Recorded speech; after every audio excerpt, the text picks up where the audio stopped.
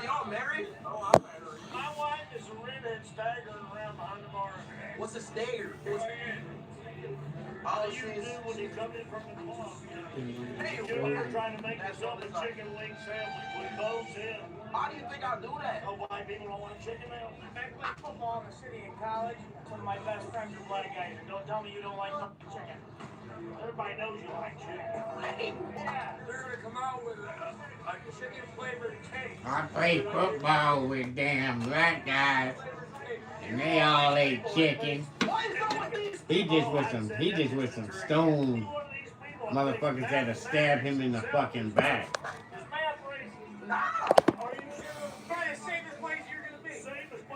Yeah. Yeah. You keep believing that, nigga. I've been with ones like that. You don't trust that shit. Big man tried to give me a roast. I said, oh, I got some weed. He was like, oh, so he was like, let you match up then. I said, bro, what the hell I want to match up with you? FanDuel, America's #1 sportsbook, just dropped something big. Introducing FanDuel. Breaking news, a federal judge has blocked Donald Trump's ability to fire Federal Reserve Governor Lisa Cook, finding, at least at the preliminary injunction stage, that Lisa Cook's due process rights to be given a hearing, to be allowed to defend herself on charges before her life, liberty, or property interest in her job are removed, was violated, and that Donald Trump, more likely than not, violated the for-cause basis for her firing as outlined in the Federal Reserve Act, because the for-cause, according to Judge Cobb and her interpretation, going back 100 years of precedent, has to be for a conduct that happened while she was exercising her statutory duties in the job, on the job as a Federal Reserve governor. Not what the allegations are, that before she got the job, she checked a couple of boxes and took out 2 primary mortgages on properties, which, by the way, side note, so has 20% of Donald Trump's cabinet, and so has a number of people in the person who accused her, Bill Pulte's family. But even if she committed that quote-unquote bad act, Judge Cobb said that is not the bad act that is required to remove her from the Federal Reserve. And pointed out that those would have been facts in the public record that should have come out during her confirmation process for the 14-year term until 2038 that she was appointed and confirmed by the Senate this right here gonna put you to under sleep. Joe Biden. She is not, the judge, going to allow Donald Trump to violate that rapper shit. the independence of the Federal Reserve, which is sacrosanct, and which the Supreme Court has affirmed as recently as May of this year. I'm about, She's not going to let him do it. I'm about to get Tommy high as hell. Anything he says is for cause, is the for cause reason somebody gets fired, which would turn the entire issue on its head. I mean, the Supreme Court in May said, no, he always Trump, getting me high. I gotta fire get him high everybody, sometimes. But you can't fire the Federal Reserve governors or its chairman without for cause. If for cause is whatever Donald Trump says it is, then what's the difference between for cause and not for cause? What's the difference between at-will employment and for cause employment if it's whatever you say? It has to be according to the judge. Trump hostile take over the Federal Reserve blocked by the judge. He's trying to. What he trying to block? That black lady and the black judge that you stopped screwed him. up your job while on the job, about your job. That's it.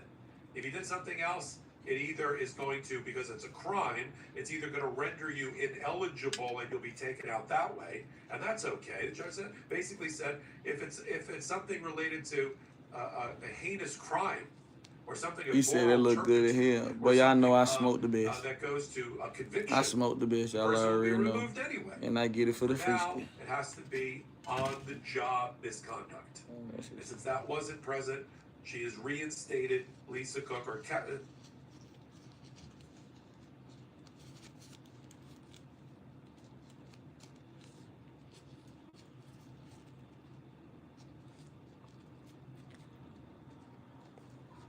Oh, I got an unseen, unheard Lil Key song on live last night that is not even out yet. Exclusive. So if you want to hear that Lil Key song, you need to pay $2.99 and go see it. Nobody, no record label, nobody got raise it. his voice. He didn't pound the table or shout into the microphone. Instead, with calm precision, he I asked got a real question live so exclusive simple it footage. should have been answered in seconds. Do you know what part of the Constitution gives Congress the power to suspend habeas corpus? Across the room, Secretary Kristi Noem froze. She guessed, she stumbled, she admitted she didn't know. And in that moment, the entire room shifted. This wasn't just a slip, it was a revelation.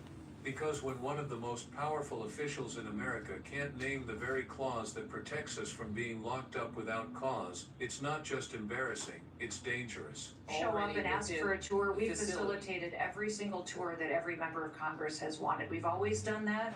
And we have to, when we have a tour, also make sure that we've addressed security concerns and have enough staff and all of that. And we were accommodating that when those individuals showed up and they decided instead to break in. You know that they were already balls on you the get ICE sitting up premise, there. already facilitating into having I'm a about to go tour for you. That's a when little there was the bowl arrest of that's the up there. mayor. They were not They breaking had into. broken through the outer Is it on the fence and they stove? were interior on federal property when They the were crime was invited in by ICE as the ICE was preparing to give them a tour. That You doesn't aware give of that? them an excuse to start punching law But you enforcement understand that they were not officers. storming a fence. Well, I don't understand, are you making excuses for their behavior that day? I'm just trying to clarify what exactly happened. Oversight is an important part of what Congress does and what you provide to our department, and we welcome it. We give tours when members of Congress ask for it. We just ask that they not be politicized, that they actually are there to provide the oversight that is needed to ensure that we're doing If I due were to diligence show in our up- job. They so close here.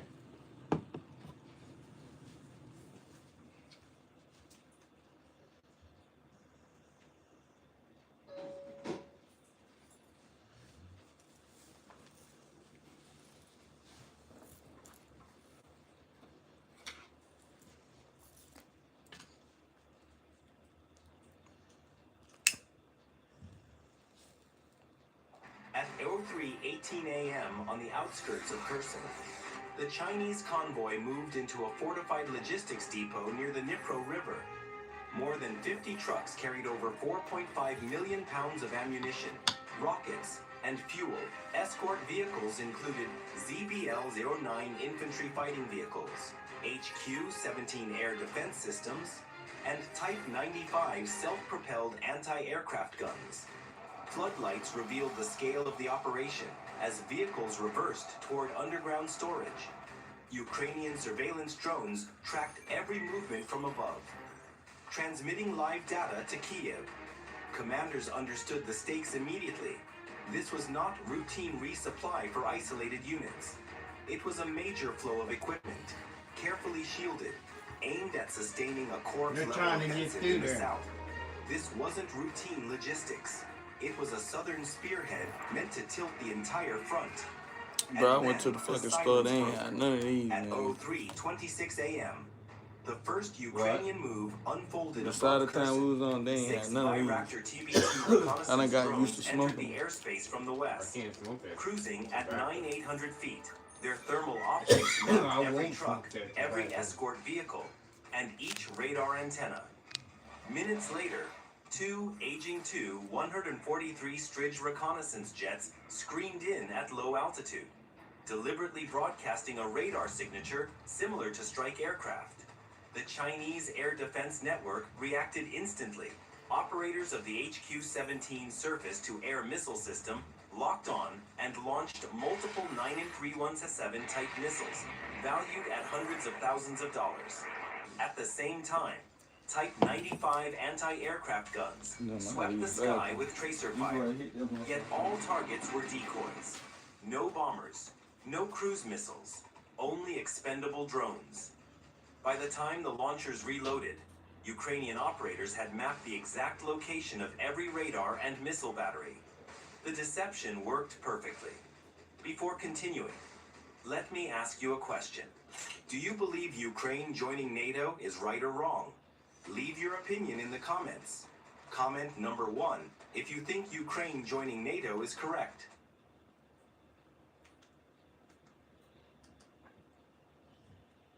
At 03:18 a.m. on the outskirts carefully shielded, aimed at sustaining a corpse-level offensive in the south. This wasn't routine logistics. It was a southern spearhead meant to tilt the entire front. And then the silence broke. At 03:26 a.m., the first Ukrainian move unfolded above Kherson. 6 Bayraktar TB2 reconnaissance drones entered the airspace from the west. Cruising at 9,800 feet, their thermal optics mapped every truck, every escort vehicle, and each radar antenna. Minutes later, 2 Aging 2 143 Stridge reconnaissance jets screamed in at low altitude, deliberately broadcasting a radar signature similar to strike aircraft. The Chinese Air Defense Network reacted instantly. Operators of the HQ-17 surface-to-air missile system locked on and launched multiple 9 317 type missiles, valued at hundreds of thousands of dollars. At the same time, Type 95 anti-aircraft guns swept the sky with tracer fire. Yet all targets were decoys. No bombers, no cruise missiles, only expendable drones. By the time the launchers reloaded, Ukrainian operators had mapped the exact location of every radar and missile battery. The deception worked perfectly. Before continuing, let me ask you a question. Do you believe Ukraine joining NATO is right or wrong? Leave your opinion in the comments. Comment number 1 if you think Ukraine joining NATO is correct. Comment number 2 if you think it is wrong, because Ukraine allowed NATO and the United States to establish military bases that threaten Russia's security. Now, while you think about that, the battlefield itself was about to erupt. The silence around the depot did not last long. At 03:32 a.m., while Chinese operators were still scanning the skies for phantom bombers, the real strike began from below radar level. A swarm of Ukrainian FPV drones, each no larger than a toolbox, skimmed the treetops at under 120 feet. Their terrain following navigation kept them invisible to active radar. The first drone locked onto the rear fuel truck, carrying more than 90,000 pounds of diesel. It slammed directly into the tanker. The shaped charge ignited the load, producing a fireball that rose nearly 250 feet and lit the depot like daylight. The blast wave knocked over parked trucks and cracked nearby windows. Seconds later, 2 more FPV drones struck an ammunition transport loaded with a 152mm artillery shells. The detonation triggered a chain of secondary explosions. Each shell cooked off in rapid sequence, sending lethal fragments across the depot. Flames spread fast, shit. fueled by diesel leaking Me and from my partner ruptured were talking containers. about the Chinese aliens. escort crews attempted to return He fire said with the heavy aliens machine feed off guns. babies and then they But the hide, they drones feed moved off too babies and fast they go hide and in the too low. ocean and shit, deep down in the Meanwhile, ocean and shit. ground reconnaissance Boy, my robots chat was going designated as wild. Rattel units crawled from concealed trenches. He Their said they thermal feed off sensors babies. So. identified machine gun nests You and a think he know mobile what the fuck radar he truck talking about? hidden near the tree line. Coordinates were sent back instantly to Ukrainian artillery units waiting for fire missions. The deception had forced China to waste expensive missiles on empty skies, Humans do that. while the real attack struck the heart of their logistics. You know what I'm saying? At 03:39 a.m., I'm as blaming on flames and aliens. secondary blasts Humans do shook that. the depot, another phase of the operation unfolded from above. Low-flying Ukrainian cargo drones released several autonomous ground robots nicknamed Mongoose. Each robot, about the size of a backpack, drifted down under micro-parachutes and landed softly in the tall grass less than 300 yards from the Chinese tank yard. Equipped with 6-wheel mobility and infrared navigation, the machines immediately began crawling toward their targets. The Chinese armored column parked near the depot consisted of Type 99A main battle tanks. Each tank weighed more than 55 tons, with frontal armor exceeding 700 millimeters of composite steel. Against a missile, they were formidable. Against the Mongoose, they were vulnerable. The robots approached silently, their low acoustic signature drowned out by the ongoing fuck is that? explosions in the background. Little One tanks. by Was one, that more? the units latched magnetized arms onto the chassis underneath the tanks. Each carried a directional shaped charge designed to penetrate engine compartments. The explosives were pre-programmed to detonate only when the engines ignited. By 03:46 a.m., more than 8 tanks had been seated with these hidden devices. You Crews see that? remained unaware, busy responding to the chaos in the depot. The trap was complete. Any attempt to start the engines would trigger blasts capable of They got steel these plates is the and Chinese disabling now. multi-million They dollar come on there assets trying to instantly. fuck with Ukraine. The Mongoose units then switched to standby mode, transmitting confirmation signals back to Ukrainian operators. The battlefield had just been wired with silent killers. At 03:52 a.m., while the depot Sure, them burned niggas damn and crank Chinese they crews tanks up, they scrambled to blow up. secure perimeter defenses, another strike group was already moving into position. A 6-man Ukrainian Special Forces team advanced on all-terrain vehicles, crossing a dry irrigation canal 2 miles southwest of the depot. The vehicles were equipped with sound-dampening exhaust systems and improvised suppressors, reducing engine noise to barely more than a hum. Night vision goggles gave the operators full visibility in the pitch dark. Every step was rehearsed, every weapon prepared. Within minutes, the team reached the outer line of Chinese guard posts. Each post was manned by 2 soldiers equipped with QBZ-95 rifles and stationed in sandbag positions. The Ukrainians dismounted silently. 2 operators carrying suppressed MP5SD submachine guns approached the first post. 3 short bursts at less than 30 yards neutralized both guards before either could raise an alarm. Their bodies were pulled aside, radios switched off, and the position cleared. The second element of the team moved toward a small fuel yard inside the perimeter. Stacks of diesel drums were piled 2 stories high, nearly 40,000 gallons stored in rows. Using magnetic clamps, the operators placed thermobaric charges underneath the stacks. Each device was set with a timed trigger, designed to detonate once the main assault breached the depot. Meanwhile, the last 2 operators moved along the fence line, cutting through barbed wire with insulated shears.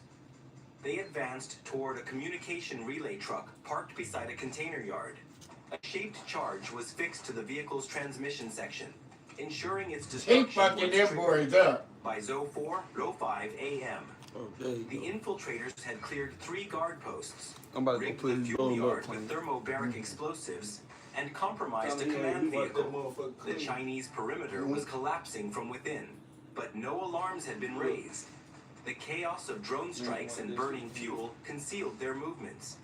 Human precision now joined with robotic sabotage to form a synchronized assault. Every part of the battlefield was being set up for a controlled detonation. The trap was nearly ready. At 04:12 a.m., the armored spearhead advanced from a tree line southwest of the depot. Leading the formation were Leopard 2A6 main battle tanks, each armed with a 120mm smoothbore gun capable of firing at over 5,000 feet per second. Behind them, Bradley M2A2 infantry fighting vehicles moved in staggered formation, carrying dismounted troops prepared for close assault. Overhead, RQ-20 Puma reconnaissance drones orbited at 2,000 feet, streaming live thermal imagery to a battery of Caesar 155mm self-propelled howitzers located 12 kilometers west. Within seconds, the artillery opened fire. Each shell landed with calculated precision on Chinese mortar pits, Type 95 anti-aircraft gun positions, and exposed HQ-17 launchers. The suppressive barrage cleared a corridor. The first Leopard crested a shallow ridge and fired directly into a sandbag bunker housing a heavy machine gun team. The impact shattered the position, throwing debris across the trench. Bradleys followed close, their 25mm cannons raking through defensive lines. Chinese infantry attempted to regroup behind ZBL-09 vehicles, launching RPG-7 rockets, but most shots either missed or struck the Leopard's composite armor with no effect. By 04:18 a.m., Ukrainian armor was within 1,000 feet of the depot's southern gate. The coordinated use of artillery, armor, and drone reconnaissance had broken open the perimeter.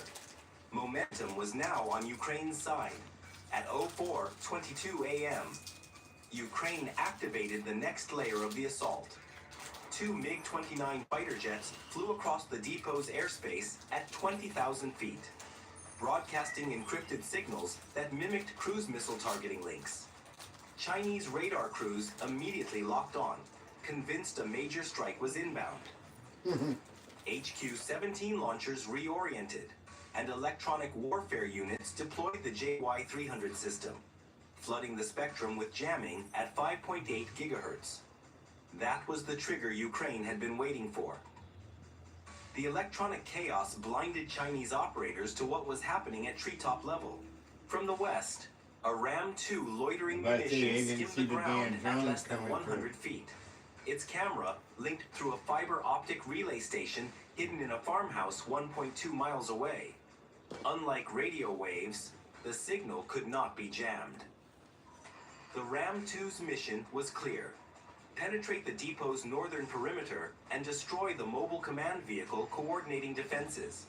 While the Chinese focused upward, the real threat slipped in from below, shielded by the very interference they had unleashed. The electronic warfare trap had sprung, and Ukraine held the advantage. At 04:29 a.m., the Ram-2 loitering munition made its final dive. It struck the Chinese command vehicle parked near the depot's northern wall. The shaped charge detonated, tearing through steel